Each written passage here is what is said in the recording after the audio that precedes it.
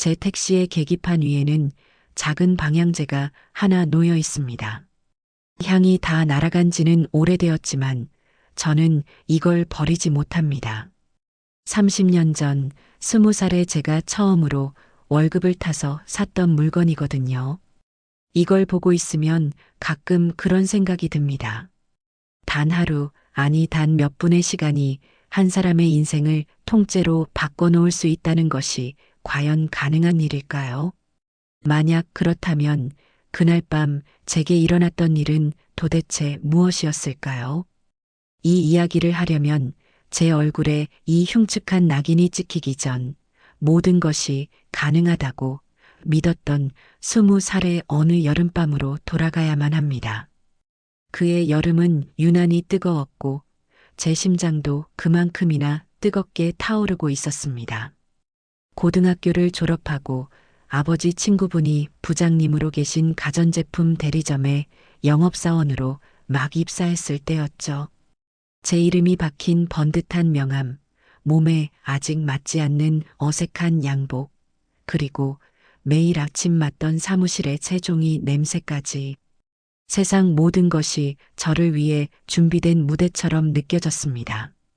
아버지는 남자가 사회생활 잘하려면 영업부터 배워야 한다며 쩍쩍 마른 등을 두드려 주셨고, 어머니는 매일 아침 제 넥타이를 매주시며 아들의 첫 사회생활을 대견해 하셨습니다. 저는 그 기대에 부응하는 것이 제 삶의 첫 번째 목표라고 생각했습니다.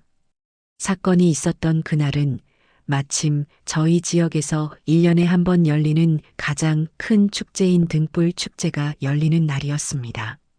수천 개의 형형색색 등불이 강물을 따라 흐르고 밤하늘에는 소원을 적은 풍등을 날려보내는 그야말로 도시 전체가 빛으로 물드는 밤이었죠. 용서가, 오늘 칼퇴근하고 축제 가는 거 알지? 늦으면 국물도 없다.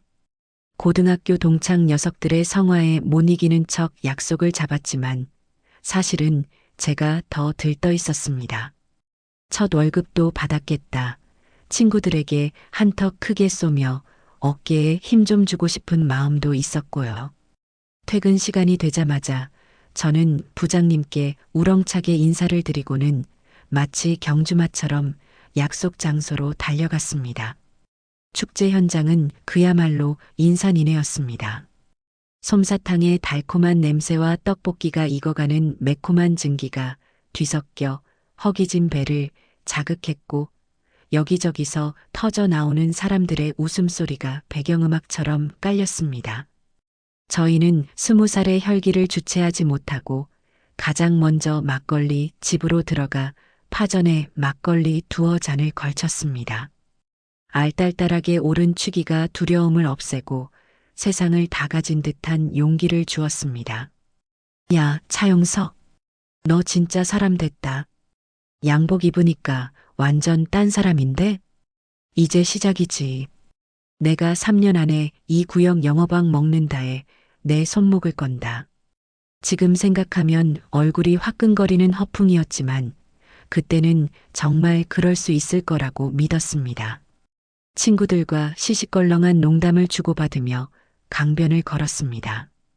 강물 위에는 연꽃 모양, 잉어 모양의 거대한 등불들이 둥둥 떠다니며 환상적인 풍경을 만들어내고 있었습니다. 그리고 밤 9시가 되자 축제의 하이라이트인 풍등 날리기가 시작되었습니다. 저희도 작은 풍등 하나를 사서 저마다의 소원을 삐뚤빼뚤한 글씨로 적어 내려갔습니다. 친구 녀석들은 예쁜 여자친구 따위의 시시한 소원을 적었지만 저는 꽤나 진지했습니다. 제 풍등에는 이렇게 적혀 있었죠. 우리 가족 건강하고 제가 꼭 성공해서 호강시켜 드리게 해주세요.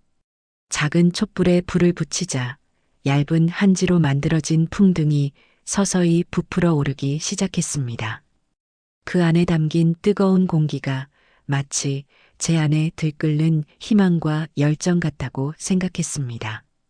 하나, 둘, 셋. 구령에 맞춰 풍등을 잡고 있던 손을 놓자 우리의 소원을 담은 작은 불덩이가 밤하늘로 두둥실 떠올랐습니다.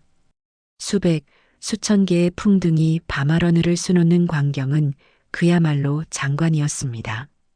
마치 땅의 별들이 하늘로 올라가 진짜 별이 되는 것 같았죠.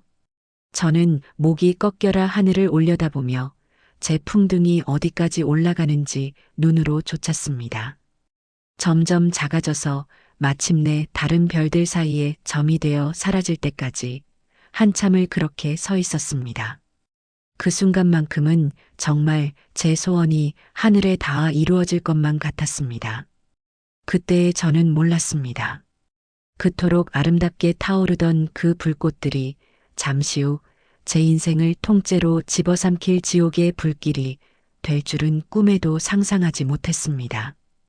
그저 제 미래도 저 풍등처럼 밝고 높게 날아오를 것이라고 그렇게 믿고 있었을 뿐입니다. 그날 밤의 공기, 친구들의 웃음소리, 그리고 제 심장을 가득 채웠던 충만한 희망. 그것이 제가 기억하는 차용석이라는 사람의 마지막 온전한 모습이었습니다. 하늘을 가득 메웠던 풍등들이 하나둘씩 빛을 잃고 어둠 속으로 사라질 무렵이었습니다. 축제의 열기는 식을 줄 몰랐고 저희는 강변을 따라 늘어선 먹거리 장터를 어슬렁거리며 남은 밤을 즐기고 있었죠. 그때였습니다. 어디선가 나무 타는 냄새와 함께 희미한 연기가 피어오르기 시작한 것이 처음에는 다들 대수롭지 않게 여겼습니다. 축제장이니 어디선가 음식을 만들다 연기가 나는 것이려니 하고 넘겼죠. 하지만 연기는 점점 짙어졌고 매캐한 냄새가 코를 찔렀습니다. 사람들의 웅성거림이 조금씩 커지기 시작했고 누군가 부리야 하고 외치는 소리가 들렸습니다. 그제야 저희도 사태의 심각성을 깨닫고 소리가 나는 쪽으로 고개를 돌렸습니다. 강변에서 조금 떨어진 곳, 각종 기념품과 먹거리를 팔던 가건물 천막들이 모여 있는 곳에서 시뻘건 불길이 솟아오르고 있었습니다. 마치 거대한 짐승이 입을 벌리고 밤하늘을 집어삼키려는 듯 불길은 무서운 기세로 번져나갔습니다. 건조한 날씨 탓에 불은 마른 장작처럼 늘어선 천막들을 순식간에 덮쳤습니다. 야, 빨리 피해. 친구 중 하나가 소리쳤고 저희는 본능적으로 인파를 따라 불길의 반대 방향으로 뛰기 시작했습니다. 아름답던 축제장은 순식간에 아비규환의 현장으로 변했습니다. 비명과 울음소리가 뒤섞이고 사람들은 서로 먼저 빠져나가려고 밀치고 넘어지기 일쑤였습니다. 저 역시 그저 살아야겠다는 생각뿐이었습니다. 친구들을 놓치지 않으려고 안간힘을 쓰며 연기를 피해 고개를 숙인 채 달리고 또 달렸습니다. 한참을 정신없이 달리다 보니 어느새 불길이 시작된 곳에서 꽤 멀리 떨어진 곳까지 와 있었습니다. 거친 숨을 몰아쉬며 뒤를 돌아보자 제가 방금 빠져나온 그곳은 이미 거대한 화마에 휩싸여 있었습니다. 검은 연기 기둥이 하늘 높이 치솟았고 불길은 맹렬한 소리를 내며 모든 것을 태우고 있었습니다. 다들 괜찮아? 겨우 숨을 고른 친구가 물었고 저희는 서로의 얼굴을 확인하며 안도의 한숨을 내쉬었습니다. 그런데 그 순간 제 눈에 무언가 들어왔습니다. 불길이 가장 거세게 타오르고 있는 한가 건물 기념품 가게. 그 안에서 희미하게 사람의 그림자가 움직이는 것 같았습니다. 처음에는 잘못 본 것이라고 생각했습니다. 저런 불지옥 속에 사람이 있을 리가 없다고. 하지만 다시 눈을 비비고 보니 분명했습니다. 창문 안쪽에서 누군가 필사적으로 유리를 두드리고 있었습니다. 연기 때문에 잘 보이지는 않았지만 교복을 입은 듯한 어린 여학생의 모습이었습니다. 문이 불길에 막혀 빠져나오지 못하는 것 같았습니다. 주변 사람들은 그저 발을 동동 구르며 어떻게 사람이 있어 라고 소리만 지를 뿐 누구 하나 섣불리 다가가지 못했습니다. 소방차가 오려면 시간이 걸릴 테고 저 불길 속에서 저 학생은 몇 분도 버티지 못할 것이 뻔했습니다. 그때 제 안에서 무언가 울컥하고 치밀어 오르는 것을 느꼈습니다. 그게 정의감이었는지 아니면 20살의 치기 어린 객기였는지 지금도 잘 모르겠습니다. 다만 확실한 것은 저 불길 속에서 죽어가는 생명을 외면하면 평생 후회할 것 같다는 강렬한 예감이었습니다. 용서가, 너 뭐해? 위험해. 친구들의 만류를 뿌리칠 겨를도 없이 저는 입고 있던 셔츠 자락으로 코와 입을 막고 불길을 향해 다시 뛰어들었습니다. 뜨거운 열기가 온몸을 감쌌고 숨을 쉴 때마다 폐부 깊숙이 타는 듯한 고통이 밀려왔습니다. 눈앞은 온통 시뻘건 불꽃과 검은 연기로 가득 차한 치 앞도 분간하기 어려웠습니다. 가게 입구는 이미 불길에 휩싸여 들어갈 수 없었습니다. 저는 옆으로 돌아 깨진 창문 틈으로 간신히 몸을 구겨 넣었습니다. 가게 안은 그야말로 지옥이었습니다. 선반 위에 물건들이 녹아내리고 있었고 유독가스 때문에 눈을 뜰 수도 숨을 쉴 수도 없었습니다. 학생, 어디 있어요? 정신 차려요. 목이 터져라 소리치며 안을 더듬었습니다. 다행히 여학생은 창문 바로 아래에 쓰러져 있었습니다. 연기에 질식했는지 의식은 거의 없어 보였습니다. 저는 학생의 팔을 어깨에 둘러매고 다시 창문 쪽으로 몸을 돌렸습니다. 혼자 들어올 때와는 달리 사람 한 명을 부축하고 좁은 창문을 빠져나가는 것은 거의 불가능에 가까웠습니다. 필사적으로 학생을 밖으로 먼저 밀어내고 제 몸을 빼내려던 바로 그 순간이었습니다. 꽈광 하는 굉음과 함께 불길을 이기지 못한 가게의 목재 지붕과 기둥이 그대로 무너져 내렸습니다. 저는 피할 새도 없이 타다 남은 뜨거운 나무 구조물 더미 아래에 깔리고 말았습니다. 무어라 비명을 지를 틈도 없었습니다. 얼굴과 등 위로 타는 듯한 살을 애는 듯한 끔찍한 고통이 덮쳐왔고 제 의식은 거기서 암전처럼 끊기고 말았습니다. 제 20살 여름밤의 기억은 거기까지입니다. 아름다운 등불, 친구들의 웃음소리, 그리고 하늘로 날아오르던 제 소박한 꿈. 그 모든 것이 한 줌의 제가 되어버린 그날 밤, 저는 제 인생의 빛을 잃고 영원할 것 같은 어둠 속으로 떨어지고 있었습니다. 의식이 돌아왔을 때 제 눈에 가장 먼저 들어온 것은 새하얀 병원 천장이었습니다. 코에서는 소독약 냄새가 났고 온몸은 마치 거대한 돌덩이에 짓눌린 것처럼 꼼짝도 할 수 없었죠. 특히 얼굴은 딱딱한 무언가에 완전히 감싸여 갑갑하기 그지없었습니다. 제가 아주 희미하게 손가락을 까딱이자 침대 옆에서 꾸벅꾸벅 졸고 있던 어머니가 화들짝 놀라 일어나셨습니다. 용서가, 정신이 들어? 의사 선생님, 우리 아들이 깨어났어요. 어머니의 목소리는 울음과 기쁨이 뒤섞여 심하게 떨리고 있었습니다. 곧이어 의사와 간호사들이 몰려와 제 상태를 확인하기 시작했습니다. 저는 무언가 말을 하고 싶었지만 입 주변까지 칭칭 감긴 붕대 때문에 하는 신음소리밖에 낼 수 없었습니다. 제가 중환자실에서 사흘을 꼬박 의식 없이 누워 있었다는 사실은 나중에야 알게 되었습니다. 화재 현장에서 무너진 목재 더미에 깔리면서 얼굴과 등, 어깨에 3도 화상을 입었다고 했습니다. 특히 얼굴의 상처가 심각해서 몇 번의 피부 이식 수술을 거쳐야만 했죠. 일반 병실로 옮겨진 후 제 병실은 문턱이 닳도록 찾아오는 손님들로 북적였습니다. 아버지 회사 동료분들, 고등학교 친구들, 그리고 동네 어른들까지 모두들 제 손을 잡고는 장하다, 큰일 했다며 칭찬을 아끼지 않았습니다.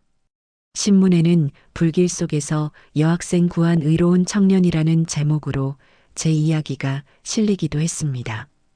그때까지만 해도 저는 제가 정말 대단한 일을 한 줄 알았습니다. 얼굴을 뒤덮은 붕대와 온몸을 쑤시는 통증이 마치 영광의 훈장처럼 느껴졌죠. 붕대만 풀면 저는 영웅이 되어 다시 일상으로 돌아갈 수 있을 거라고 그렇게 막연하게 믿고 있었습니다. 그리고 매일같이 제 병실을 찾아오는 또 한 사람이 있었습니다. 낯선 중년의 아주머니였는데 올 때마다 비싼 과일이며 주스를 산더미처럼 사들고 와서는 제 어머니에게 연신 고개를 숙였습니다. 정말 죄송합니다. 저희 딸아이 때문에 이 은혜를 어떻게 다 갚아야 할지. 그 아주머니는 제가 구해낸 여학생의 어머니였습니다. 아주머니의 말에 따르면 딸은 연기를 조금 마신 것 외에는 다행히 크게 다친 곳이 없다고 했습니다. 그 말을 들으니 제 마음이 조금은 놓였습니다. 제가 이렇게 다치면서까지 구했는데 만약 그 학생이 잘못되기라도 했다면 정말 허탈했을 것 같았거든요. 아닙니다. 누구라도 그랬을 겁니다. 학생이 괜찮다니 정말 다행입니다. 어머니는 애써 아주머니를 위로했지만 밤이 되면 제 침대 옆에 앉아 붕대로 감긴 제 얼굴을 쓰다듬으며 소리 없이 눈물을 훔치시곤 했습니다. 저는 그런 어머니를 보며 어서 빨리 이 갑갑한 붕대를 풀고 괜찮은 모습을 보여드려야겠다고 다짐했습니다. 사고가 난 지 2주쯤 지났을까 드디어 얼굴에 붕대를 푸는 날이 왔습니다. 의사 선생님이 붕대를 한 겹 한 겹 풀어낼 때마다 저는 설레는 마음으로 제 새로운 얼굴을 상상했습니다. 물론 예전 같지는 않겠지만 그래도 사람 구실은 할 수 있을 정도는 될 거라고 기대했죠. 붕대가 모두 벗겨지고 간호사가 제 앞에 거울을 들어주었습니다. 저는 거울을 보는 순간 숨을 쉴 수가 없었습니다. 거울 속에는 제가 아는 차용석이 없었습니다. 울퉁불퉁하고 붉게 일그러진 피부, 오른쪽 눈썹부터 뺨을 가로지르는 흉측한 흉터, 그리고 열기에 녹아내린 듯 뒤틀린 입술. 그것은 마치 끔찍한 괴물의 형상이었습니다. 제가 놀라 손을 뻗어 얼굴을 만져보려 하자 거울 속의 괴물도 똑같이 손을 뻗었습니다. 그제야 저는 그게 저라는 사실을 깨달았습니다. 목구멍에서 쇳소리 같은 신음이 터져 나왔습니다. 손에 들려있던 거울이 바닥으로 떨어져 쨍그랑 소리를 내며 산산조각 났습니다. 어머니가 달려와 저를 끌어안았지만 저는 부서진 거울 조각에 비친 제 낯선 얼굴에서 눈을 뗄 수가 없었습니다. 괜찮아, 용서가. 치료 계속 받으면 괜찮아질 거야. 의사 선생님이 그랬어. 괜찮아진다고. 어머니의 목소리는 제 귓가에 들리지 않았습니다. 머릿속이 온통 하얗게 변해버린 것 같았습니다. 영광의 훈장이라고 믿었던 이 상처가 실은 평생 저를 따라다닐 끔찍한 낙인이었다는 사실을 저는 그제야 깨달았습니다. 그날 이후 저는 병실 커튼을 굳게 닫아 걸고 누구도 만나지 않았습니다. 친구들이 찾아와도 회사 부장님이 찾아와도 아프다는 핑계로 모두 돌려보냈습니다. 유일하게 만난 사람은 매일같이 저를 찾아오는 그 여학생의 어머니뿐이었습니다. 아주머니는 제가 퇴원하는 날까지 찾아와 병원비와 앞으로의 치료비를 모두 책임지겠다고 더 필요한 보상이 있다면 뭐든 말하라고 했습니다. 하지만 그 어떤 말도 제게는 위로가 되지 않았습니다. 괜찮습니다. 해야 할 일을 했을 뿐입니다. 저는 텅 빈 눈으로 그렇게 대답했습니다.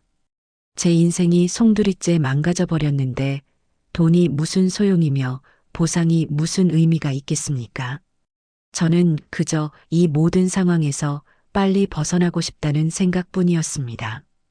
퇴원하던 날 저는 모자를 깊게 눌러 쓰고 마스크로 얼굴의 절반을 가린 채 병원을 나섰습니다.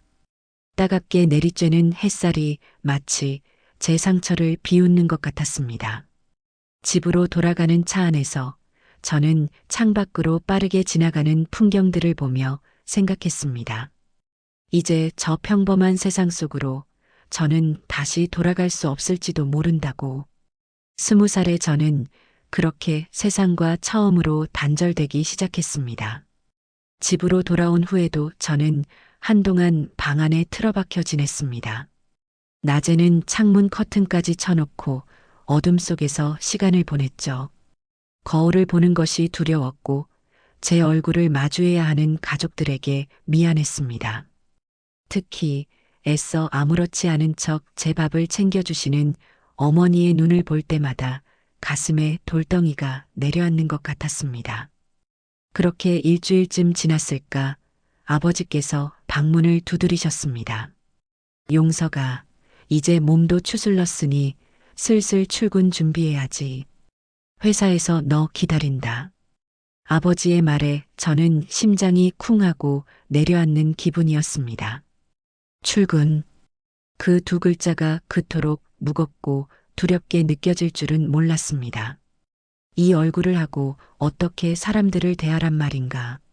특히나 손님들의 얼굴을 직접 마주해야 하는 영업사원이라는 직업은 이제 저에게 사형 선고나 다름없었습니다. 아버지, 이 얼굴로는 차마 뒷말을 잇지 못하고 고개를 숙이자 아버지는 제 어깨를 툭 치며 말씀하셨습니다. 사내 자식이 얼굴에 상처 좀 입었다고 뭘 그래. 내가 뭘 잘못해서 생긴 상처냐. 떳떳하게 고개 들고 다녀. 아버지의 무뚝뚝한 위로가 오히려 더 큰 압박으로 다가왔지만 차마 아픈 아버지를 더는 걱정시켜 드릴 수 없어 저는 마지못해 고개를 끄덕였습니다. 다음 날 아침 저는 몇 주 만에 양복을 꺼내 입었습니다. 하지만 예전처럼 몸에 딱 맞던 양복은 헐렁하게 느껴졌고 넥타이를 매기 위해 거울 앞에 섰을 때 저는 또다시 절망해야 했습니다. 아무리 비싼 양복과 넥타이로 몸을 감싸도 거울 속에는 여전히 흉측한 얼굴의 괴물이 서 있었기 때문입니다. 저는 서둘러 마스크를 찾아 얼굴의 절반을 가리고서야 겨우 집을 나설 수 있었습니다. 회사에 도착하자 동료들은 저를 보고 잠시 말을 잃는 듯 했습니다. 이내 다들 달려와 제 등을 두드리며 고생했다. 살아 돌아와서 다행이다라며 위로의 말을 건넸지만 그들의 눈빛에 스쳐 지나가는 동정과 어색함을 저는 똑똑히 볼 수 있었습니다. 아버지의 친구분이신 부장님은 저를 따로 불러 앉히셨습니다. 제 얼굴을 한참 동안 말없이 바라보시던 부장님은 깊은 한숨을 내쉬며 입을 열었습니다. 용서가, 일단 몸이 우선이니 당분간은 매장 뒤에서 재고 정리나 좀 도와라. 손님들 앞에 나서는 건 상처가 좀 아물고 나서 생각하자. 부장님의 배려가 감사하면서도 한편으로는 가슴 한구석이 서늘해졌습니다. 손님들 앞에 나서는 건 이라는 그 말이 마치 제게는 이제 자격이 없다는 선고처럼 들렸기 때문입니다. 그날부터 저는 매장 전면이 아닌 먼지 쌓인 창고에서 박스를 나르고 재고를 확인하는 일을 했습니다. 동료들이 손님들과 웃으며 대화하는 소리가 벽 너머로 들려올 때마다 저는 제가 마치 다른 세상에 격리된 사람처럼 느껴졌습니다.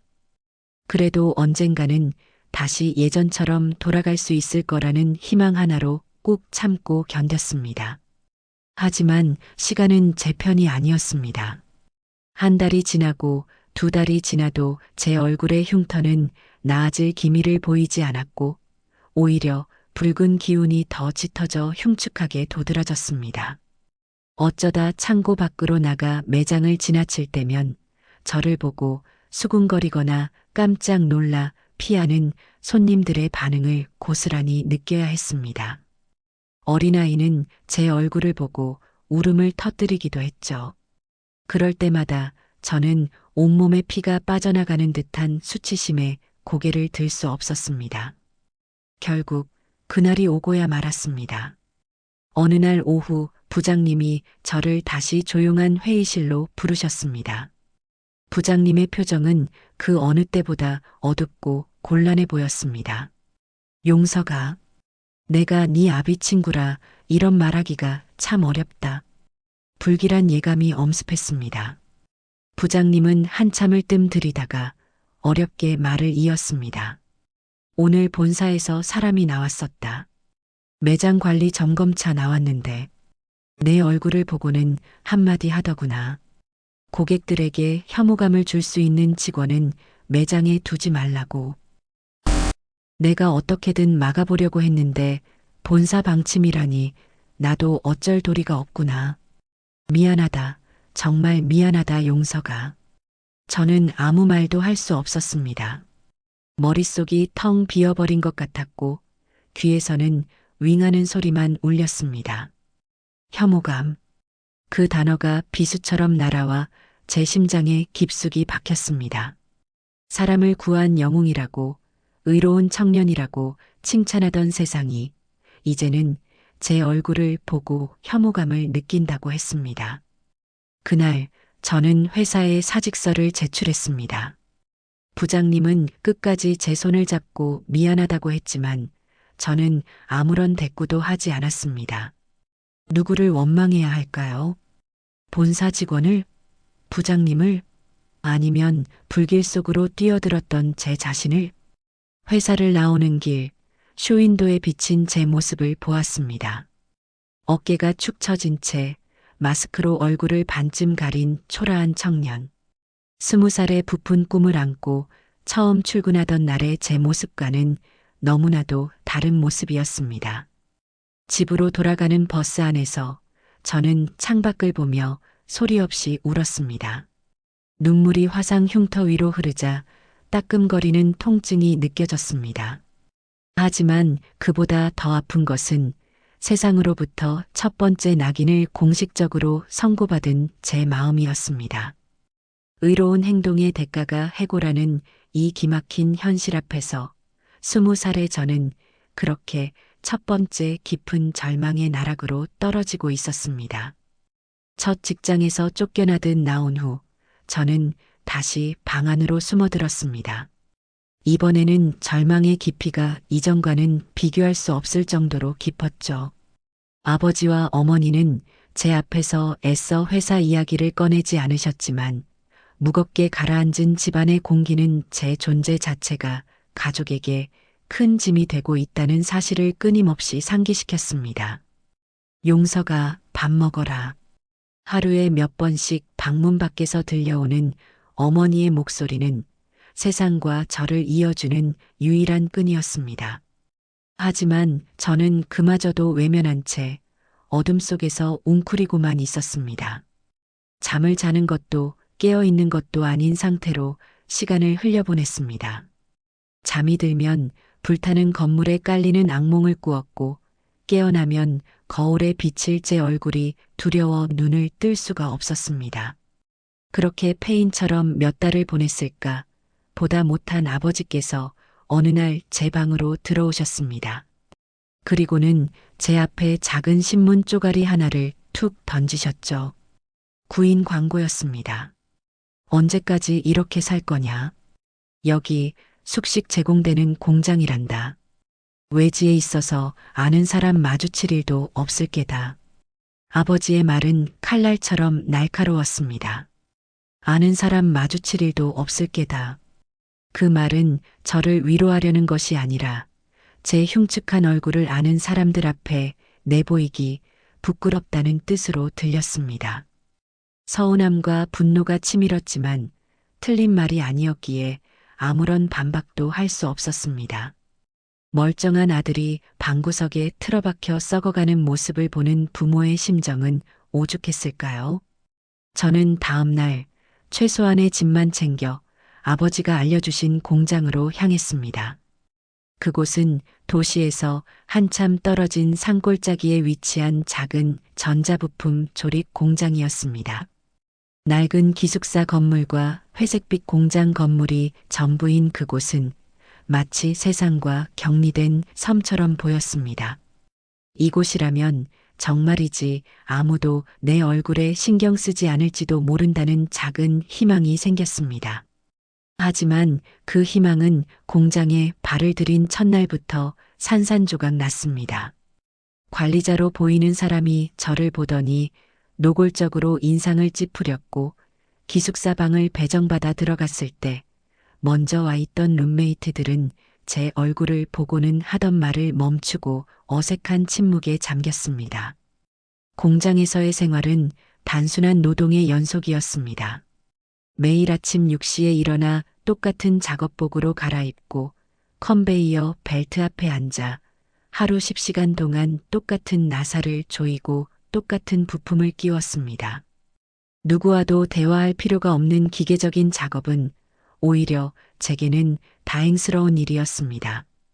저는 최대한 다른 사람들과 눈을 마주치지 않으려고 항상 고개를 숙이고 일에만 몰두했습니다. 식사 시간은 제게 가장 큰 고역이었습니다.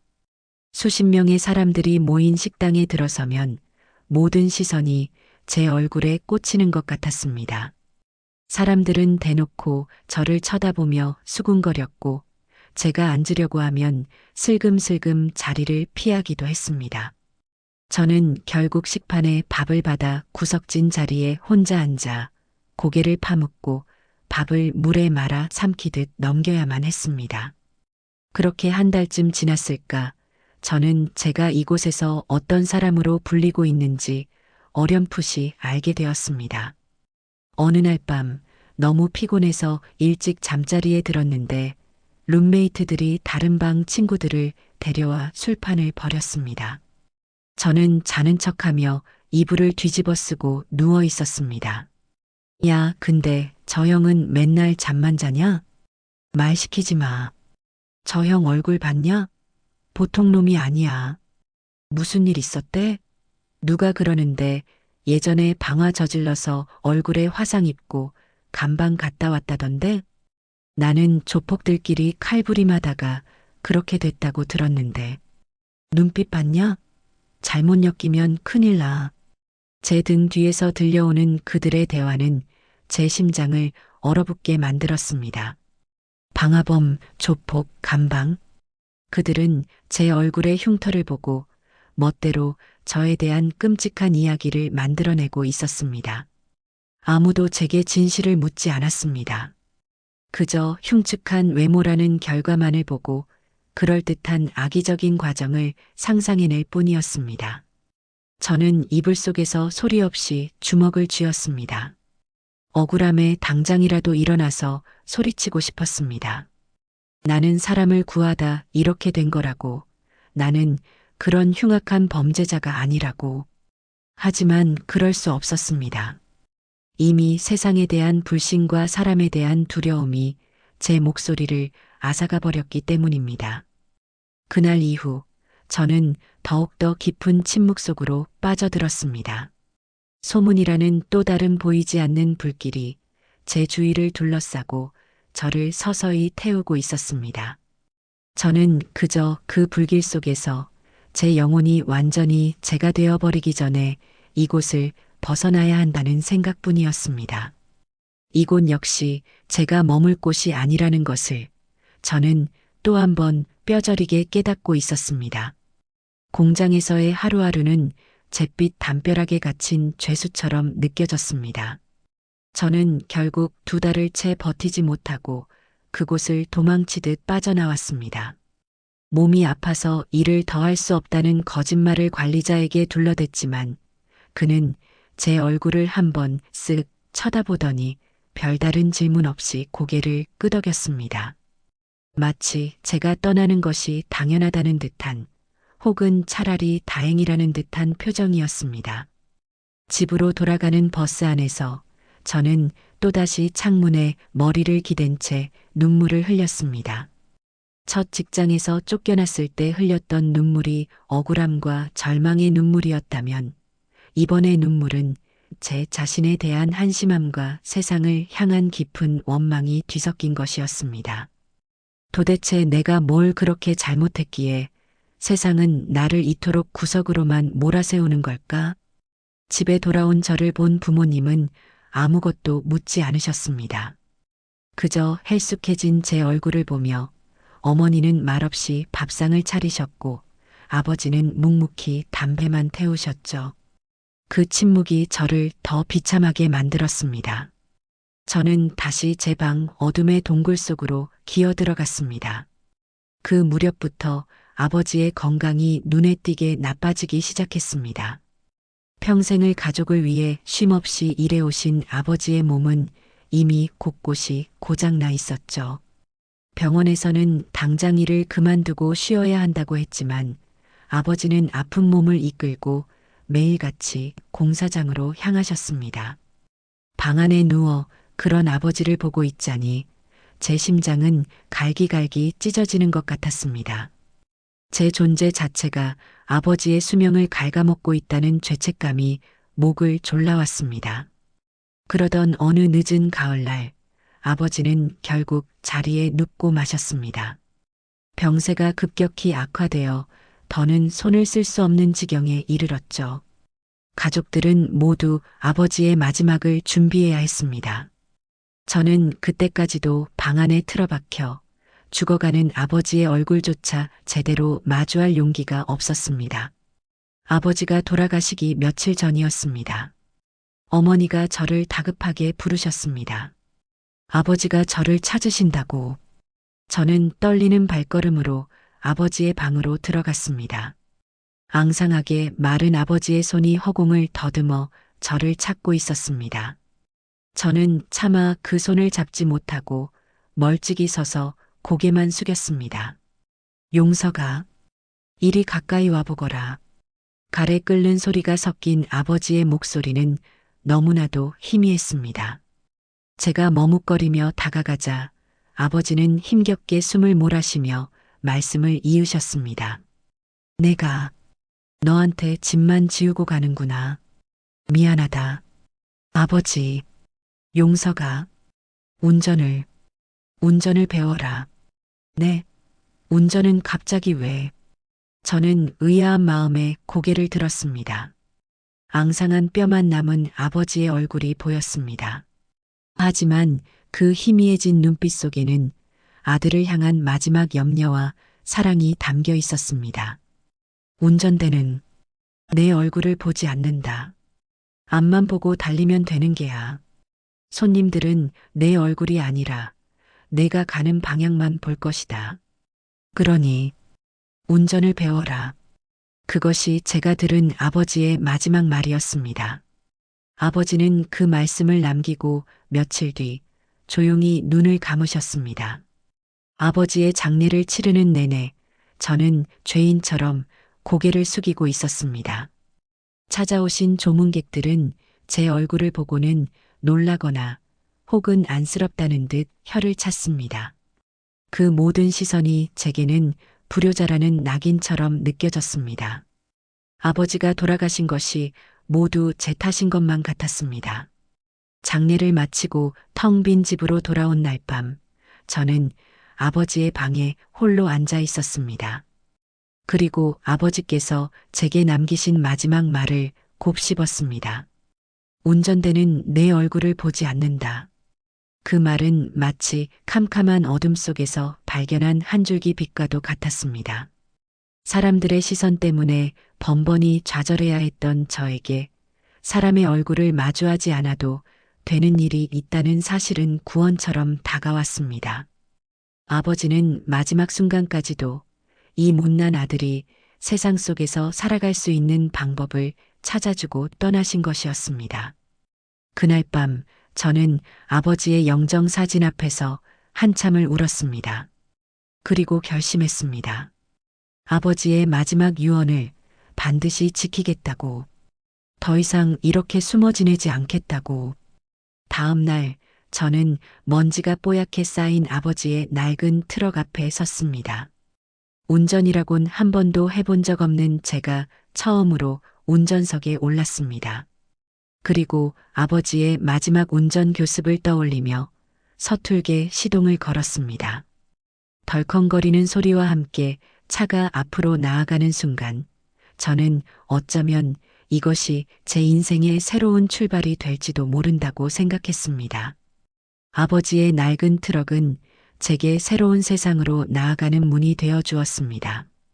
처음 핸들을 잡았을 때의 어색함과 두려움은 금세 익숙함으로 바뀌었죠. 저는 매일 새벽같이 일어나 인적이 드문 외곽도로를 몇 시간이고 달렸습니다. 엑셀을 밟으면 차가 앞으로 나아가고 브레이크를 밟으면 멈추고 핸들을 돌리면 방향이 바뀌는 그 단순한 원리가 제게는 큰 위안을 주었습니다. 적어도 이 쇳덩어리는 제 얼굴을 보고 겁을 먹거나 저를 멋대로 판단하지 않았으니까요.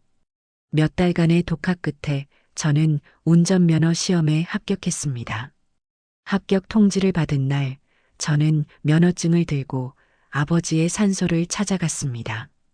아버지, 저 해냈습니다. 봉분 앞에서 한참을 서 있다가 내려오는 길, 저는 처음으로 앞으로의 삶에 대해 아주 작은 희망을 품게 되었습니다. 하지만 택시 기사가 되는 길은 생각보다 쉽지 않았습니다. 개인 택시를 할 자격은 턱없이 부족했고 회사 택시에 들어가기 위해서는 별도의 자격 시험을 통과해야만 했죠. 당장의 생계가 막막했던 저는 낮에는 공사장을 전전하며 막노동을 하고 밤에는 택시 자격 시험 공부를 하는 생활을 시작했습니다. 햇볕 아래서 땀 흘려 일하는 것은 고됐지만 공장에서 기계처럼 일하던 때와는 달랐습니다. 함께 일하는 인부 아저씨들은 제 얼굴의 흉터를 보고도 별다른 말을 하지 않았습니다. 그저 젊은 사람이 고생이 많네라며 땀에 전제 등을 툭툭 두드려줄 뿐이었죠. 그 무심한 친절이 사람들에게 상처받았던 제 마음을 조금씩 녹여주었습니다. 그렇게 1년쯤 지났을까 저는 마침내 택시 운전 자격 시험에 합격했고 시내의 한 작은 택시 회사에 입사할 수 있었습니다. 제 인생의 세 번째 직장이었죠. 처음으로 택시를 몰고 거리로 나갔던 날의 긴장감은 아직도 잊을 수가 없습니다. 빈차라는 팻말을 켜고 도로를 달리는데 심장이 터질 것처럼 두근거렸습니다. 손님을 태워야 한다는 생각에 길가에 서 있는 사람들만 보면 저도 모르게 핸들을 쥔 손에 힘이 들어갔습니다. 하지만 막상 손님이 손을 흔들면 저는 차마 차를 세울 용기가 나지 않았습니다. 저 손님이 내 얼굴을 보고 놀라면 어떡하지? 타려다가 그냥 가버리면 어떡하지? 하는 두려움이 먼저 앞섰기 때문입니다. 결국 저는 그날 하루 종일 시내를 몇 바퀴나 헛되이 돌다가 단 한 명의 손님도 태우지 못하고 텅 빈 차를 몰고 회사로 돌아와야 했습니다. 그날 밤 텅 빈 방에 혼자 앉아 소주를 마셨습니다. 아버지의 유언을 되새기며 겨우 한 걸음 내디뎠다고 생각했는데 결국 저는 또다시 사람들의 시선이라는 보이지 않는 벽 앞에서 주저앉고 만 것이었습니다. 제 자신이 너무나 한심하고 바보 같아서 술을 마셔도 취하지가 않았습니다. 다음 날 저는 사직서를 쓸 각오로 다시 운전대를 잡았습니다. 오늘도 손님을 못 태우면 나는 이 일도 할 자격이 없는 놈이다. 그렇게 스스로를 벼랑 끝으로 내몰았습니다. 출근 시간 무렵 정류장 앞에서 다급하게 손을 흔드는 양복 차림의 남자가 보였습니다. 저는 눈을 질끈 감고 차를 그 사람 앞에 세웠습니다. 뒷문이 열리고 남자가 차에 올라타는 그 짧은 순간이 제게는 영원처럼 길게 느껴졌습니다. XX 빌딩으로 최대한 빨리 가주세요. 늦으면 큰일 납니다. 남자는 숨을 헐떡이며 목적지를 말했고 저는 백미러로 그의 얼굴을 흘깃 보았습니다. 다행히 그는 제 얼굴을 쳐다보지도 않고 연신 시계를 확인하며 안절부절 못하고 있었습니다. 저는 그제야 안도의 한숨을 내쉬며 엑셀을 밟았습니다. 목적지까지 가는 15분 남짓한 시간 동안 제 등은 식은 땀으로 흥건히 젖었습니다. 하지만 신기한 경험이었습니다. 손님은 정말이지 제 얼굴에는 아무런 관심이 없었습니다. 그는 오직 자신이 가야 할 목적지와 그곳까지 걸리는 시간에만 집중하고 있었죠. 목적지에 도착해 요금을 계산할 때도 마찬가지였습니다.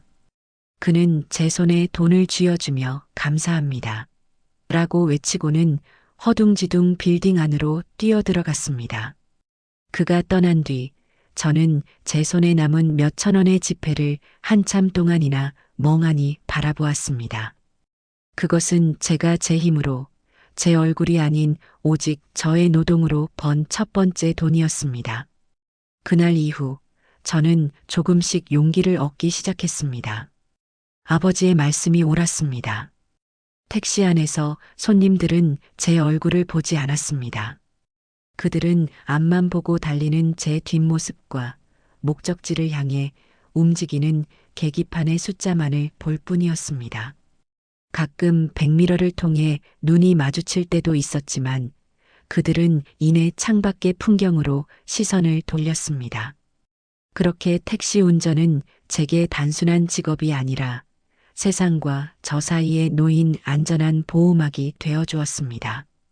저는 이 좁은 철제 공간 안에서만큼은 흉측한 얼굴의 차용석이 아닌 그저 목적지까지 손님을 데려다주는 기사님이 될 수 있었습니다. 시간은 그렇게 흘러갔습니다. 하루, 한 달, 1년, 그리고 20년. 강산이 2번 변하는 시간 동안 저는 매일같이 똑같은 도로 위를 달렸습니다. 도시의 불빛이 켜지고 꺼지는 것을 수없이 보았고 수많은 사람들을 태우고 내렸습니다. 저는 이 일이 좋아서 한 적은 없습니다. 그저 제가 할 수 있는 유일한 일이었고 세상의 시선으로부터 저를 지켜주는 유일한 도피처였기에 묵묵히 운전대를 잡았을 뿐입니다. 그렇게 저는 도시의 불빛 속을 말없이 달리는 도로 위의 그림자 같은 존재로 20년이라는 긴 세월을 살아내고 있었습니다. 어느덧 제 나이도 쉰을 바라보게 되었습니다. 20살 청년의 검고 숱 많던 머리에는 어느새 희끗희끗한 서리가 내렸고 한때 팽팽했던 눈가는 20년 세월의 무게만큼 자글자글한 주름이 자리 잡았죠. 제 얼굴의 화상 흉터도 마찬가지였습니다. 붉고 성난 듯 일그러져 있던 흉터는 오랜 시간이 지나면서 색이 옅어지고 조금은 부드러워졌지만 여전히 제 얼굴의 절반을 차지하며 깊은 골을 남기고 있었습니다. 저는 20년 넘게 같은 택시 회사에서 일했습니다. 처음에는 작은 회사였는데 중간에 서울에 본사를 둔 큰 운수그룹에 인수되면서 지금은 꽤 규모가 커졌죠. 월급은 박하고 일은 고되지만 저는 한 번도 회사를 옮길 생각을 해본 적이 없습니다. 새로운 환경에 적응하는 것이 두려웠고 무엇보다 이곳에서는 더 이상 제 얼굴을 보고 수군거리는 사람이 없었기 때문입니다. 오랜 세월 함께 일한 동료 기사들에게 제 얼굴은 그저 차 기사의 익숙한 모습일 뿐이었습니다. 사건이 있었던 그날은 유난히 하늘이 맑고 날씨가 좋은 초여름 날이었습니다. 평소와 다름없이 새벽에 차를 몰고 나와 오전 근무를 마치고 점심을 먹기 위해 회사로 돌아왔을 때였습니다. 회사 분위기가 평소와는 사뭇 달랐습니다. 지점장님은 아침부터 기사들을 닥달하며 택시 내부 청소 상태를 일일이 점검했고 사무실 여직원들은 평소에 쓰지 않던 방향제까지 뿌려대며 분주하게 움직이고 있었습니다. 지점장님, 오늘 무슨 날입니까? 어디서 높은 분이라도 오십니까? 휴게실에서 커피를 마시던 동료 기사 한 명이 넌지시 묻자 지점장님은 이마에 땀을 닦으며 대답했습니다. 차 기사. 몰랐어? 오늘 오후에 서울 본사에서 회장님이 직접 오신다잖아. 우리 같은 지방 지점까지는 잘 안 오시는 분인데 웬일인지 모르겠네. 회장님이라는 말에 휴게실에 있던 기사들이 잠시 술렁였습니다. 저 역시 마찬가지였습니다. 이 회사에 몸담은 지 10년이 넘었지만 회장이라는 사람의 얼굴은 신문에 실린 작은 흑백 사진으로 본 것이 전부였습니다. 다들 대체 왜 오시는 걸까? 구조조정이라도 하는 거 아니냐며 불안 섞인 추측들을 쏟아냈습니다. 하지만 저는 별다른 관심이 없었습니다. 회장이 오든 사장이 오든 저 같은 말단 기사에게까지 신경 쓸 일은 없을 테니까요. 저는 그저 오후 근무를 나가기 전에 잠시 눈이나 붙여야겠다는 생각뿐이었습니다. 오후 2시쯤 되었을까 회사 입구로 번쩍이는 검은색 세단 한 대가 미끄러지듯 들어왔습니다. 지점장님을 비롯한 사무실 직원들이 모두 뛰어나가 허리를 굽혀 맞이하는 모습이 휴게실 창문 너머로 보였습니다.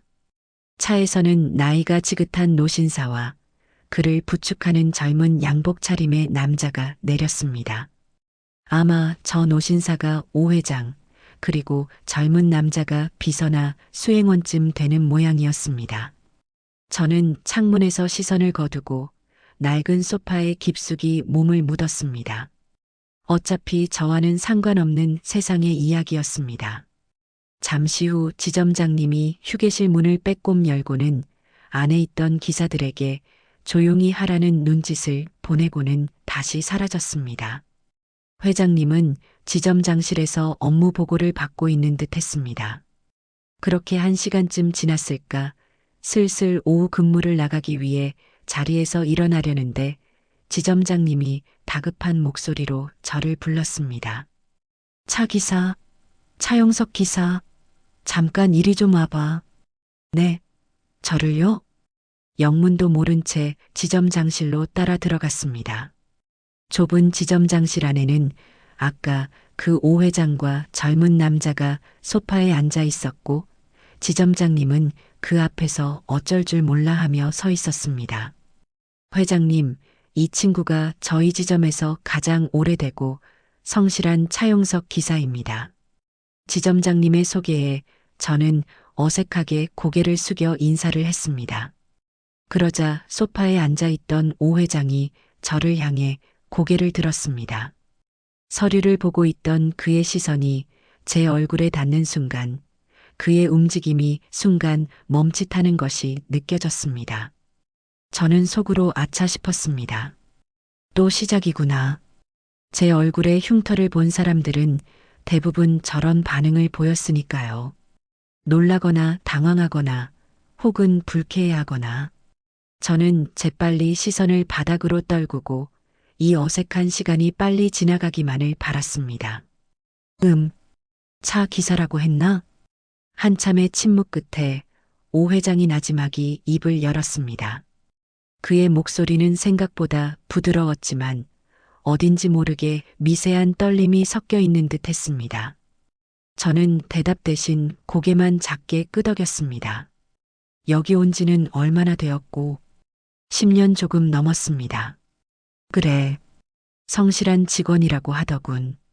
의례적인 질문과 대답이 오갔습니다. 하지만 저는 이상한 낌새를 느꼈습니다. 오 회장은 손에 든 서류는 더 이상 보지 않고 계속해서 제 얼굴을 뚫어지게 쳐다보고 있었습니다. 그의 시선은 단순한 호기심이나 동정이 아니었습니다. 마치 오래된 사진첩 속에서 낯익은 얼굴을 발견한 사람처럼 무언가를 기억해내려는 듯한 깊고 진지한 눈빛이었습니다. 그 집요한 시선에 저는 저도 모르게 마른 침을 삼켰습니다. 20년 동안 잊고 지냈던 사람의 시선에 대한 불편한 감각이 되살아나는 기분이었습니다. 지점장실 안의 공기는 점점 더 무겁게 가라앉았습니다. 오 회장의 시선은 제 얼굴의 흉터 위를 떠나지 않았고 그럴수록 저는 더욱 몸 둘 바를 몰라 발끝만 내려다보았죠. 지점장님 역시 이 어색하고 긴장된 분위기를 눈치챘는지 헛기침을 하며 어떻게든 상황을 전환해보려 애썼습니다. 회장님, 차 기사가 겉은 좀 무뚝뚝해 보여도 속은 아주 깊고 운전 실력 하나는 제가 보증합니다. 지난 분기 무사고 포상도 받았고요.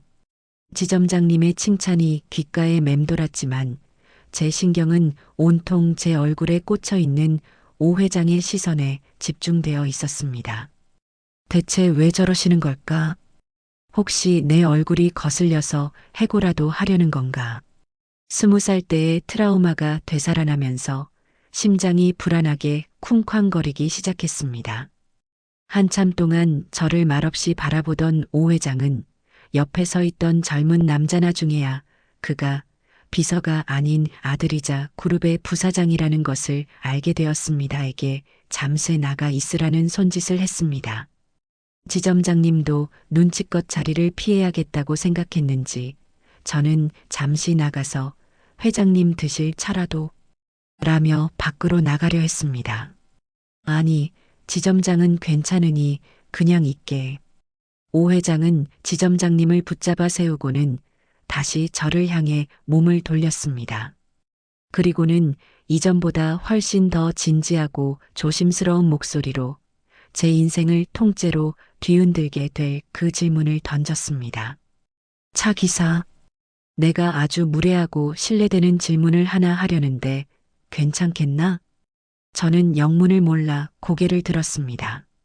그의 눈빛은 여전히 제 얼굴에 고정되어 있었지만 이전과는 조금 다른 감정이 섞여 있었습니다. 그것은 마치 아주 오래된 상처의 흔적을 확인하려는 듯한 애틋함과 절박함이 뒤섞인 눈빛이었습니다. 네, 괜찮습니다. 제가 마지못해 대답하자 그는 잠시 숨을 고르는 듯 입을 굳게 다물었다가 아주 천천히 그리고 힘겹게 물었습니다. 실례가 안 된다면 그 얼굴의 상처는 어찌 된 건지 물어봐도 되겠나? 그 질문을 듣는 순간 제 머릿속은 망치로 한 대 얻어맞은 것처럼 멍해졌습니다. 30년이었습니다. 제게 이 흉터의 이유를 정면으로 물어온 사람은 지난 30년간 단 한 명도 없었습니다. 사람들은 제 등 뒤에서 멋대로 추측하고 수군거릴 지언정 감히 제 면전에서 그 상처의 유래를 묻지는 못했습니다. 그것은 저와 세상 사이에 존재하는 암묵적이고도 불쾌한 금기 같은 것이었죠. 그런데 이 낯선 노신사는 오늘 처음 본 이 사람은 너무나도 정중하고 진지한 태도로 그 금기를 깨뜨리고 있었습니다. 저는 순간적으로 할 말을 잃었습니다. 뭐라고 대답해야 할까? 어릴 때 놀다 다쳤습니다라고 둘러댈까? 아니면 신경 쓰지 않으셔도 됩니다라고 잘라 말할까? 수많은 생각이 머릿속을 스쳐 지나갔습니다. 이 이야기를 꺼내는 것은 제 스스로 30년 동안 굳게 닫아두었던 판도라의 상자를 여는 것과 같았습니다. 그 안에는 제가 애써 외면하고 묻어두었던 20살의 고통과 절망, 수치심이 고스란히 담겨 있었으니까요. 제가 대답 없이 망설이자 오 회장은 자신이 너무 성급했다는 듯 손을 내저으며 말했습니다. 아, 미안하네. 내가 너무 무례했어. 대답하기 곤란하면 안 해도 괜찮네. 내가 잠시 착각을 한 모양이야. 그의 목소리에는 실망한 기색이 역력했습니다. 그는 자리에서 일어나려는 듯 몸을 살짝 움직이기까지 했습니다. 그런데 바로 그 순간 제 안에서 무언가 툭 하고 끊어지는 듯한 느낌이 들었습니다. 왜였을까요? 그날따라 아버지의 마지막 모습이 떠올랐기 때문일까요? 아니면 더 이상 이 상처 뒤에 숨어 살고 싶지 않다는 반항심 때문이었을까요? 저는 저도 모르게 입을 열었습니다. 아닙니다. 말씀드리겠습니다. 제 목소리는 저 자신도 놀랄 만큼 차분하고 단호했습니다. 지점장님도 심지어 오 회장 자신도 놀란 듯 저를 쳐다보았습니다. 저는 천천히 숨을 들이마셨습니다. 그리고 30년 전 제 인생을 송두리째 바꿔놓았던 그날 밤의 이야기를 마치 오래된 영화 필름을 돌리듯 기억의 창고에서 꺼내기 시작했습니다. 제 나이 20살 때였습니다. 여름밤에 친구들과 등불 축제에 갔었죠. 그렇게 시작된 제 이야기는 누구도 예상치 못한 거대한 파도의 시작이었습니다. 저는 그때까지도 알지 못했습니다. 제 입에서 나오는 한마디 한마디가 굳게 닫혀있던 30년이라는 시간의 문을 열고 저와 눈앞에 이 노신사의 운명을 다시 한번 거세게 뒤흔들게 될 것이라는 사실을 말입니다. 제 입에서 이야기가 흘러나오기 시작하자 지점장실 안의 시간은 마치 정지된 것 같았습니다. 저는 누구에게 들려주기 위해서가 아니라 마치 오래된 상처를 소독하듯 제 자신을 위해 지난 30년의 세월을 담담하게 풀어놓았습니다. 하늘을 수놓던 아름다운 풍등들, 친구들과의 철없는 웃음, 그리고 순식간에 모든 것을 집어삼킨 시뻘건 불길. 불타는 가건물 속에서 희미하게 보이던 여학생의 실루엣과 망설임 없이 불 속으로 뛰어들었던 20살의 저. 그리고 마지막으로 기억나는 것은 살을 태우는 끔찍한 고통과 함께 무너져 내리던 목재 지붕이었습니다. 제 이야기가 진행될수록 소파에 앉아있던 오 회장의 표정은 시시각각으로 변해갔습니다. 처음에는 그저 한 직원의 기구한 과거사를 듣는 듯한 연민의 눈빛이었지만 등불 축제와 화제라는 단어가 나왔을 때부터 그의 등은 꼿꼿하게 펴졌습니다. 그리고 제가 불타는 기념품 가게에서 교복 입은 여학생을 구했다고 말하는 순간 그의 얼굴은 새하얗게 질려버렸습니다. 그는 손에 들고 있던 서류를 떨어뜨렸지만 그것을 주울 생각조차 하지 못하는 듯 했습니다. 그의 두 눈은 믿을 수 없다는 듯 크게 뜨여 있었고 마른 입술이 무언가 말을 하려는 듯 미세하게 떨리고 있었습니다. 옆에 서 있던 지점장님 역시 이 기묘한 분위기를 감지하고는 저와 회장님을 번갈아 쳐다보며 어쩔 줄 몰라 했습니다. 저는 잠시 말을 멈추고 숨을 골랐습니다. 그리고 병원에서 눈을 떴을 때의 절망감과 세상으로부터 받았던 차가운 시선들, 그리고 결국 택시 운전대를 잡게 되기까지의 과정을 덤덤하게 이어나갔습니다. 그래서 그렇게 택시 기사가 된 지 20년이 넘었습니다. 제 이야기가 끝났을 때 지점장실 안에는 무거운 침묵만이 흘렀습니다. 저는 지난 30년의 응어리를 모두 토해낸 듯 속이 후련하면서도 한편으로는 텅 빈 것 같은 기분이었습니다. 그때였습니다. 한참 동안 미동도 없이 앉아있던 오 회장이 마치 잠에서 깨어난 사람처럼 몸을 부르르 떨었습니다. 그리고는 거의 기어들어가는 듯한 갈라진 목소리로 제게 물었습니다. 차 기사, 혹시 그 축제가 열렸던 해가 몇 년도였는지 기억하나? 그의 질문은 너무나도 뜬금없었습니다. 하지만 그의 눈빛은 제가 그 질문에 반드시 대답해야만 한다는 듯 절박하게 저를 향해 있었습니다. 네, 정확히 기억합니다. 199X년 8월이었습니다. 제가 연도를 말하는 순간 오 회장은 하는 짧은 신음과 함께 소파 등받이에 깊숙이 몸을 기댔습니다. 그의 얼굴은 이제 하얗다 못해 파랗게 보일 정도였습니다. 그는 떨리는 손으로 양복 안주머니를 더듬어 작은 수첩과 펜을 꺼냈습니다. 그리고는 거의 쓰러질 듯한 몸을 앞으로 숙여 제게 다시 물었습니다. 그렇다면 그 축제가 열렸던 장소는 혹시 은하수 강변이 맞나? 네, 맞습니다. 은하수 강변 시민공원이었습니다. 제 대답이 끝나기가 무섭게 그의 손에서 힘없이 펜이 떨어져 바닥을 굴렀습니다. 그의 눈에는 어느새 눈물이 가득 고여 있었습니다. 그는 마치 눈앞의 광경이 현실인지 꿈인지 분간하지 못하는 사람처럼 멍하니 제 얼굴과 자신의 수첩을 번갈아 보았습니다. 모든 퍼즐 조각이 맞춰지고 있었습니다. 30년 전 그날 밤의 시간과 장소, 그리고 불길 속에서 사라질 뻔했던 한 어린 생명. 그동안 서로 다른 시간 속에서 흩어져 있던 기억의 파편들이 지금 이 좁은 지점장실 안에서 하나의 거대한 그림으로 완성되고 있었습니다. 오 회장은 더 이상 질문을 하지 않았습니다. 아니, 질문을 할 수가 없었습니다. 그는 떨리는 손으로 제 이름을 가리키고 있는 명패를 한 번, 그리고 제 얼굴의 흉터를 다시 한 번 번갈아 보더니 마침내 무너져 내렸습니다. 오, 세상에, 세상에. 그는 어린아이처럼 얼굴을 두 손에 파묻고 흐느끼기 시작했습니다.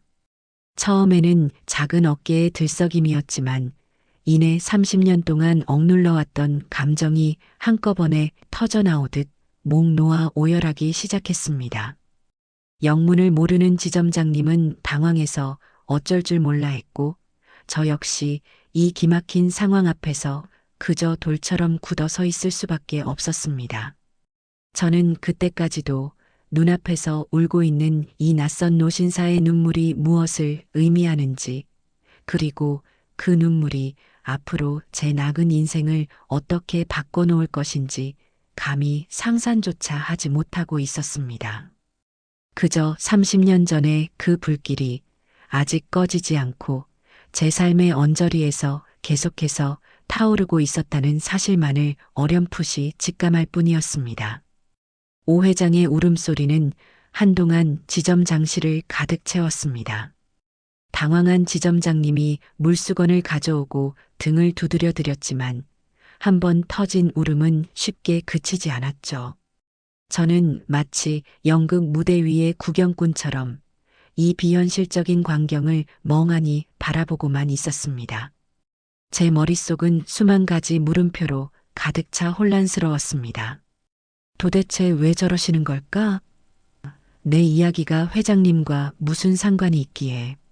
한참을 울던 오 회장은 곁에 있던 아들 부사장의 부축을 받고서야 겨우 몸을 일으켰습니다. 눈물로 붉게 충혈된 그의 눈이 다시 저를 향했습니다.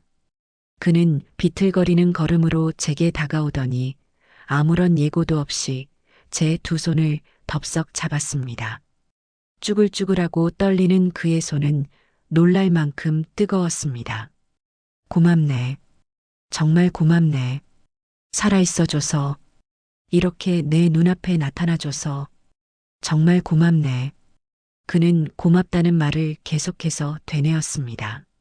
마치 그 말밖에는 할 수 있는 말이 없다는 듯이 저는 영문을 몰라 어정쩡하게 서서 그의 손에 잡혀 있을 수밖에 없었습니다. 회장님, 진정하시고. 대체 무슨 일이십니까? 보다 못한 지점장님이 조심스럽게 묻자 오 회장은 저를 놓아주지 않은 채 떨리는 목소리로 30년 동안 가슴속에 묻어두었던 비밀을 꺼내 놓았습니다. 지점장, 그리고 차 기사. 30년 전 저 친구가 목숨을 걸고 구해낸 그 여학생이 바로 내 딸일세. 네, 따님이라고요? 지점장님은 물론이고 저 역시 제 귀를 의심했습니다. 세상에 이런 우연이 있을 수 있단 말인가. 제가 30년 전 불길 속에서 구해낸 이름 모를 여학생이 바로 이 거대한 운수 그룹 회장님의 딸이었다니. 오 회장은 고개를 끄덕이며 말을 이었습니다. 당시 그의 딸 서연은 서울에서 학교를 다니다 방학을 맞아 잠시 본가에 내려와 있었고 친구들과 등불 축제에 놀러 갔다가 변을 당할 뻔했다는 것이었습니다. 그때 나는 사업을 막 시작해서 정신이 없을 때였네. 딸아이가 사고를 당했다는 소식을 듣고 병원으로 달려갔을 땐 이미 자네가 병원을 떠난 후였어. 아내가 자네 병실에 몇 번 찾아갔지만 자네가 아무도 만나고 싶어 하지 않는다고 해서 차마 더 찾아갈 수가 없었다네. 그의 말을 듣는 순간 제 머릿속에 매일같이 과일 바구니를 들고 찾아와 눈물 흘리던 그 아주머니의 얼굴이 떠올랐습니다. 그분이 바로 회장님의 사모님이셨던 겁니다. 그 후로 평생을 찾아다녔네. 딸아이의 목숨을 구해준 그 청년을. 이름 석자만 가지고 수소문을 해봤지만 동명이인도 너무 많고 찾을 길이 막막했어. 병원에도 몇 번이나 찾아가 봤지만 개인정보라며 알려줄 수 없다는 말만 들었지. 그렇게 30년이 흘렀는데 오늘 이렇게 만나게 될 줄은 꿈에도 몰랐네. 오 회장은 다시 한번 감정이 북받치는 듯 제 손을 잡은 채 고개를 숙였습니다. 그의 뜨거운 눈물이 제 손등 위로 뚝뚝 떨어졌습니다. 그제야 저는 모든 상황을 이해할 수 있었습니다. 그가 왜 제 얼굴의 흉터를 그토록 뚫어지게 쳐다보았는지, 왜 축제가 열렸던 시간과 장소를 집요하게 물었는지. 그는 지난 30년간 제 얼굴에 남은 이 흉터의 주인을 애타게 찾고 있었던 것입니다. 저는 아무 말도 할 수 없었습니다. 괜찮습니다라는 상투적인 위로도, 이제라도 만나서 다행입니다라는 의례적인 인사도 나오지 않았습니다. 그저 30년이라는 아득한 세월의 무게가 거대한 파도처럼 밀려와 저를 덮치는 것만 같았습니다. 한순간의 의로운 행동이 제 인생을 나락으로 떨어뜨렸다고 생각했습니다. 이 흉터는 평생 저를 따라다닐 주홍글씨이자 세상으로부터 저를 고립시키는 감옥이라고 믿었습니다. 그런데 바로 그 흉터가 30년의 세월을 뛰어넘어 저와 또 다른 누군가의 삶을 기적처럼 다시 연결해주고 있었습니다. 아버지, 이제 그만 진정하세요. 차 기사님도 많이 놀라셨습니다. 곁에 있던 아들이 오 회장을 부축하며 말했습니다. 그는 저를 향해 깊이 고개를 숙였습니다. 늦었지만 정말 감사합니다. 제 동생을, 저희 가족을 구해주셨습니다. 저는 그저 마른 입술을 달싹일 뿐이었습니다. 은인, 생명의 은인이라는 그 거창한 단어들이 20년간 택시기사로 살아온 제 초라한 현실 위로 무겁게 내려앉았습니다. 오 회장은 한참 만에야 감정을 추스르고 제 어깨를 두 손으로 잡았습니다. 그의 눈빛은 더 이상 한 회사의 회장이 직원을 보는 눈빛이 아니었습니다. 그것은 평생의 빚을 진 채무자가 마침내 채권자를 만났을 때의 미안함과 고마움, 그리고 이루 말할 수 없는 복잡한 감정이 뒤섞인 눈빛이었습니다. 차 기사, 아니, 용석 씨, 내가 너무 늦었네. 정말 미안하네. 이제부터라도 내가 평생에 걸쳐 이 은혜를 갚겠네. 그의 약속은 앞으로 제 남은 인생에 불어닥칠 거대한 변화의 서막이었습니다. 저는 그저 그 폭풍의 눈 한가운데에 멍하니 서 있을 뿐이었습니다. 30년 전 꺼져버렸다고 생각했던 제 인생의 불꽃이 아주 작은 불씨가 되어 다시 타오르기 시작하고 있었습니다. 그날 이후 제 삶은 제가 감당할 수 없을 만큼 빠른 속도로 변하기 시작했습니다. 오 회장님은 서울로 돌아가신 다음 날부터 약속이라도 한 듯 제게 온갖 제안들을 쏟아내기 시작했죠. 처음에는 지점장님을 통해 전달되었습니다. 차 기사 회장님께서 서울 본사로 발령을 내고 싶어 하시는데 어떻게 생각하나? 지금보다 훨씬 좋은 대우를 해주시겠다고. 서울 본사. 그 말은 제게 너무나도 낯설고 먼 이야기였습니다. 평생을 이 작은 도시에서 살아온 제가 어머니를 홀로 남겨두고 서울로 간다는 것은 상상조차 할 수 없는 일이었습니다. 저는 정중하게 거절했습니다. 그러자 며칠 뒤 이번에는 회장님께 직접 전화가 걸려왔습니다. 수화기 너머로 들려오는 그의 목소리는 간곡했습니다. 용석 씨, 내가 자네의 잃어버린 30년을 어떻게 다 보상할 수 있겠나? 하지만 뭐라도 해야 내 마음이 편할 것 같네. 평생 운전대만 잡게 한 것도 미안한데. 내년에 지금 지점장이 정년이니 그 자리를 맡아주게. 내가 책임지고 자네를 지원하겠네. 지점장. 제가 감히 꿈도 꿔본 적 없는 자리였습니다. 평생 기사로 늙어 죽을 줄 알았던 제게 관리직을 제안하는 회장님의 말이 저는 그저 어안이 벙벙할 뿐이었습니다. 제가 몇 번이고 저는 그런 자격이 없습니다라며 손사래를 쳤지만 회장님은 막무가내였습니다. 그리고 가장 놀라운 일은 며칠 뒤에 일어났습니다.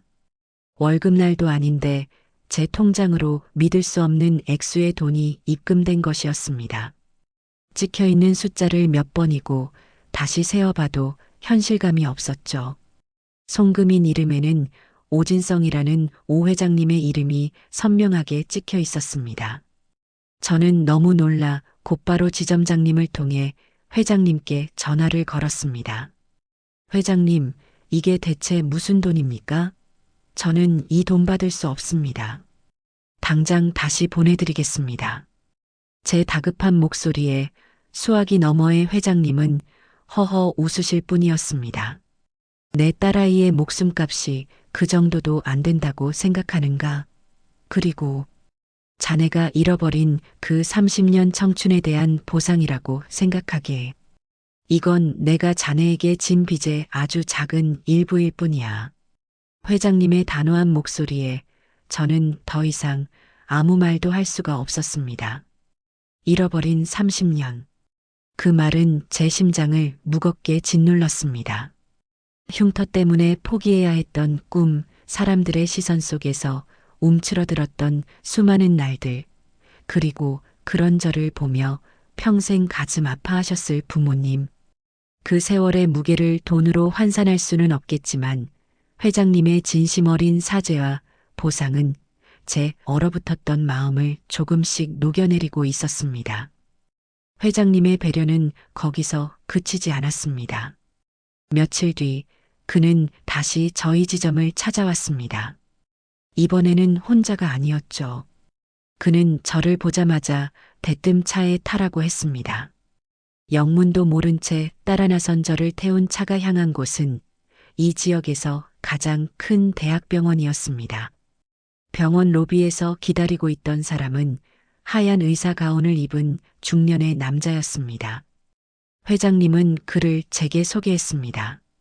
국내 최고의 화상 전문의이자 자신의 오랜 친구라고. 자네 얼굴, 이 친구라면 예전처럼은 아니더라도 지금보다는 훨씬 좋아지게 할 수 있을 걸세. 내가 다 알아서 할 테니 자네는 그냥 치료만 받게. 이건 내 부탁이네. 의사는 제 얼굴을 꼼꼼히 살피더니 꾸준히 치료하면 흉터를 많이 옅게 만들 수 있습니다. 요즘 기술이 좋아서요. 라며 희망적인 말을 건넸습니다. 저는 순간 울컥했습니다. 단 한 번도 제 얼굴이 나아질 수 있을 거라는 기대를 해본 적이 없었습니다.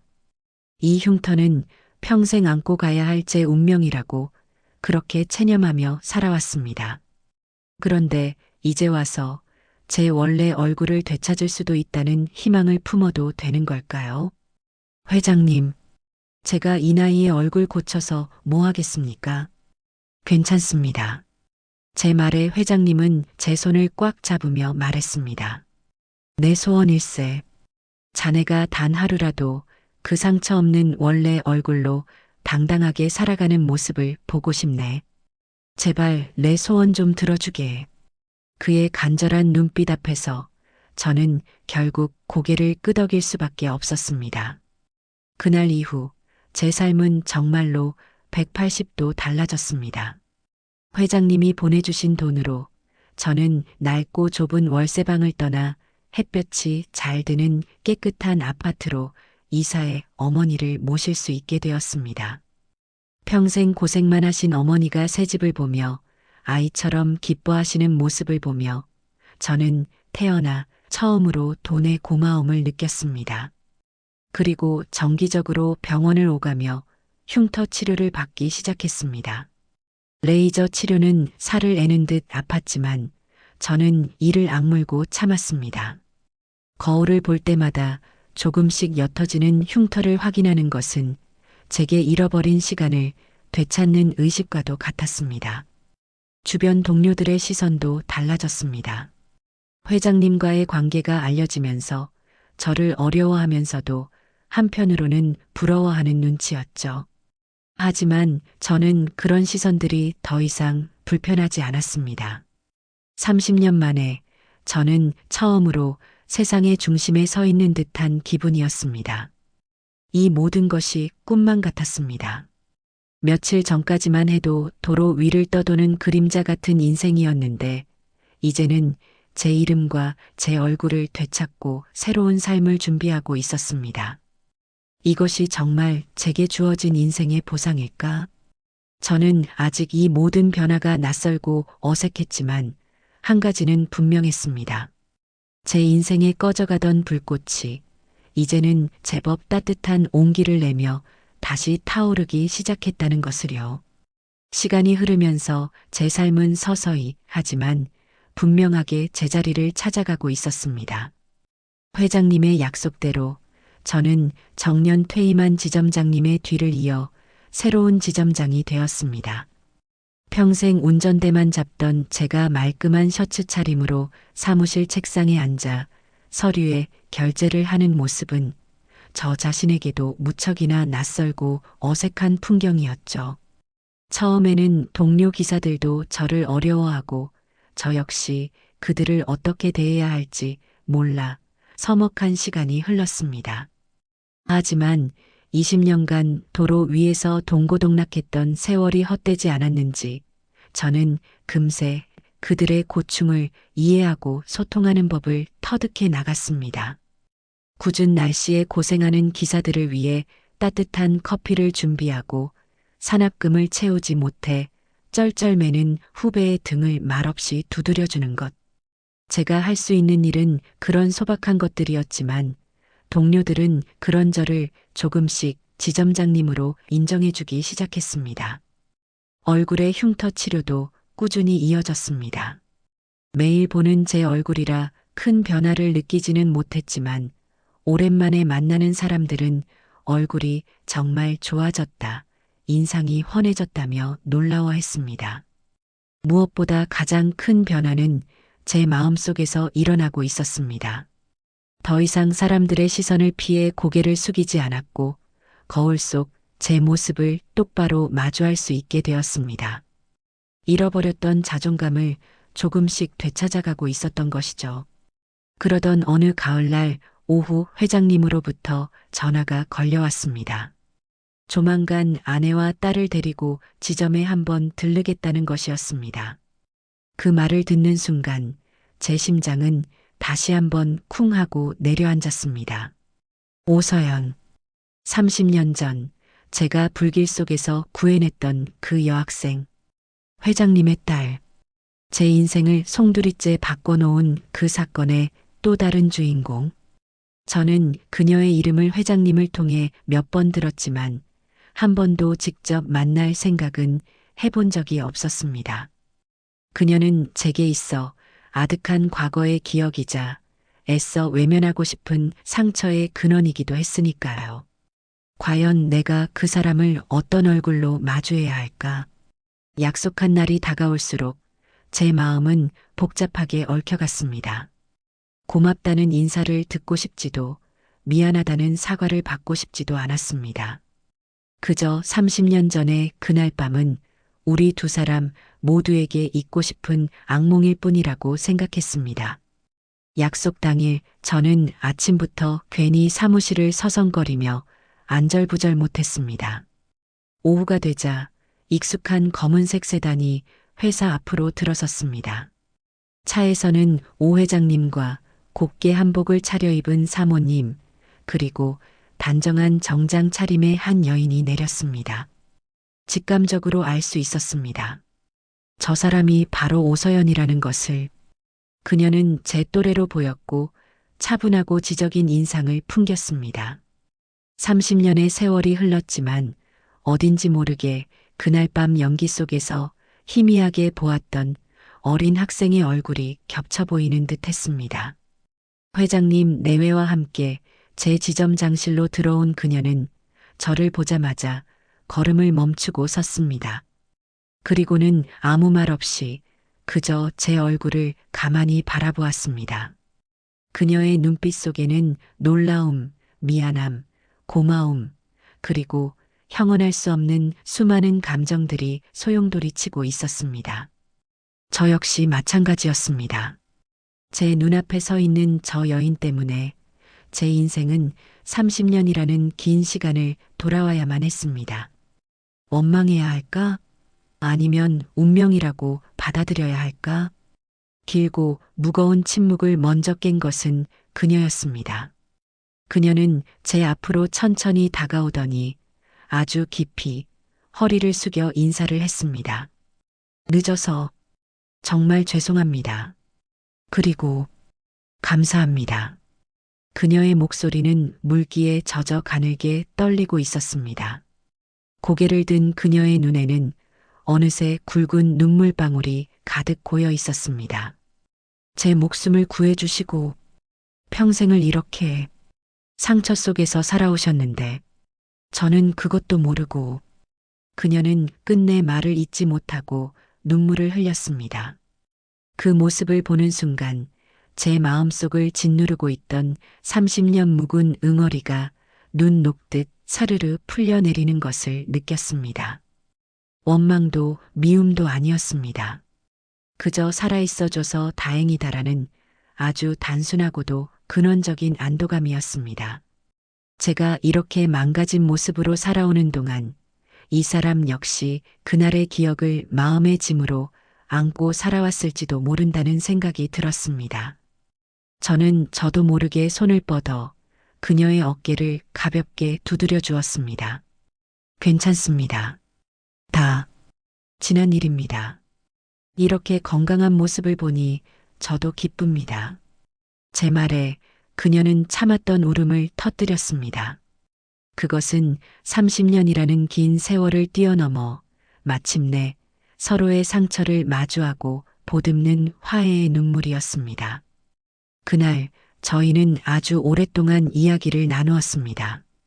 그녀는 그날 사고 이후 다리에 입은 화상 때문에 무용수의 꿈을 접어야 했지만 대신 경영학을 공부해 아버지의 사업을 돕게 되었다고 했습니다.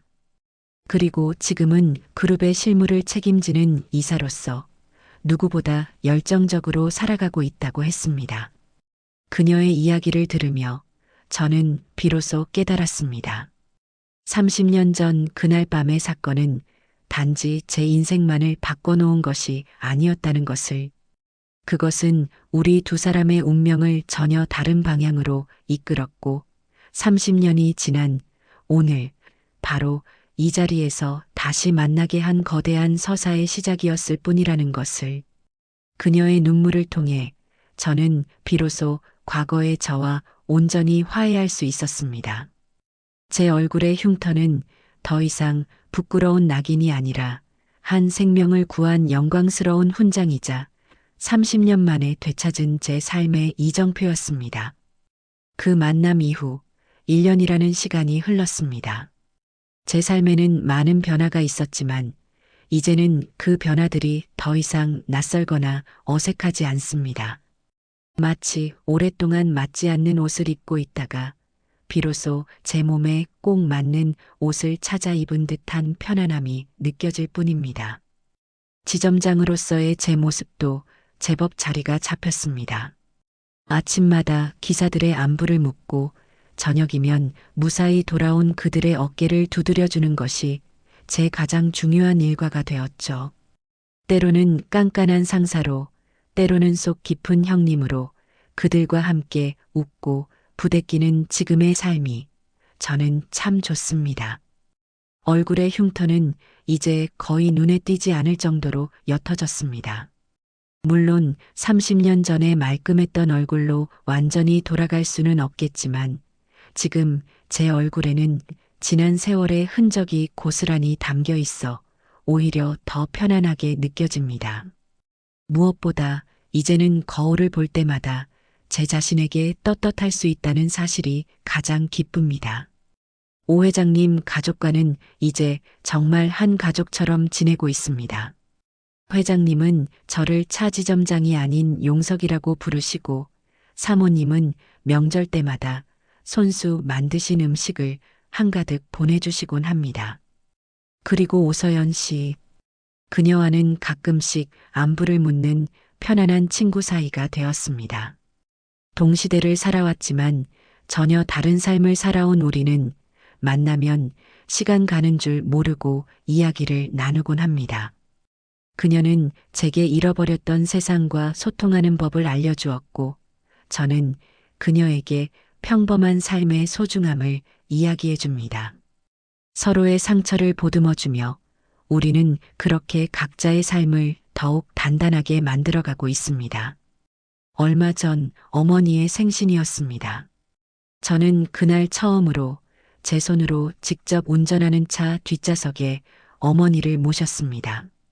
평생 남을 태우기만 했지 제 차에 소중한 사람을 태우고 달려보는 것은 처음이었습니다. 어머니, 안전벨트 매셨어요? 출발합니다. 저는 백미러를 통해 어머니의 얼굴을 보았습니다. 햇살처럼 환하게 웃고 계신 어머니의 얼굴. 그 미소를 보는 순간 지난 30년의 세월이 주마등처럼 스쳐 지나갔습니다. 흉측한 아들의 얼굴을 보며 남몰래 눈물 찢던 밤들, 그럼에도 단 한 번도 저를 포기하지 않으셨던 어머니의 강인함. 그 모든 세월에 대한 죄송함과 감사함이 한꺼번에 밀려와 목이 메었습니다. 차는 부드럽게 도로 위를 미끄러져 나갔습니다. 창밖으로는 익숙한 도시의 풍경이 빠르게 지나갔습니다. 20년간 매일같이 달리던 그 길이었지만 그날따라 모든 풍경이 새롭고 아름답게 보였습니다. 한참을 달리다 신호에 걸려 차를 세웠을 때 문득 옆 차선에 멈춰선 택시 한 대가 눈에 들어왔습니다. 운전석에 앉은 젊은 기사는 피곤한 듯 목을 주무르고 있었죠. 그 모습을 보니 불과 1년 전의 제 모습이 겹쳐 보였습니다. 도로 위를 떠도는 그림자처럼 세상과 단절된 채 좁은 운전석에 갇혀있던 제 모습이, 저는 저도 모르게 그를 향해 가볍게 목례를 했습니다. 고생 많으십니다. 안전 운전하십시오. 마음속으로나마 건네는 작은 응원이었습니다. 신호가 바뀌고 제 차는 다시 앞으로 나아갔습니다. 백미러 속 제 얼굴을 보았습니다. 흉터는 희미해졌지만 그 자리에 남은 세월의 주름과 한결 편안해진 눈빛이 보였습니다. 저는 그 얼굴을 향해 아주 오랜만에 환하게 웃어 보였습니다. 30년 전 20살의 저는 불길 속에서 한 생명을 구하고 제 인생의 빛을 잃었다고 생각했습니다. 하지만 이제와 돌이켜보니 저는 빛을 잃은 것이 아니었습니다. 다만 아주 오랫동안 꺼져 있던 제 인생의 불꽃이 다시 타오르기까지 긴 시간이 필요했을 뿐입니다. 성실하게 살아온 삶은 결코 배신하지 않는다는, 어쩌면 너무나도 평범한 진리를 저는 50세가 다 되어서야 비로소 깨닫게 되었습니다. 제 택시 계기판 위에 놓여있던 낡은 방향제. 저는 얼마 전 그것을 서랍 깊숙한 곳에 넣어두었습니다. 더 이상 과거의 아픔을 되새기며 살 필요가 없어졌기 때문입니다. 이제 제 차 안에는 새로운 삶에 대한 희망과 설렘이라는 향기가 가득합니다. 저는 오늘도 이 새로운 향기를 싣고 희망을 향해 힘차게 운전대를 잡습니다. 꺼졌던 불꽃은 마침내 다시 뜨겁게 피어났습니다.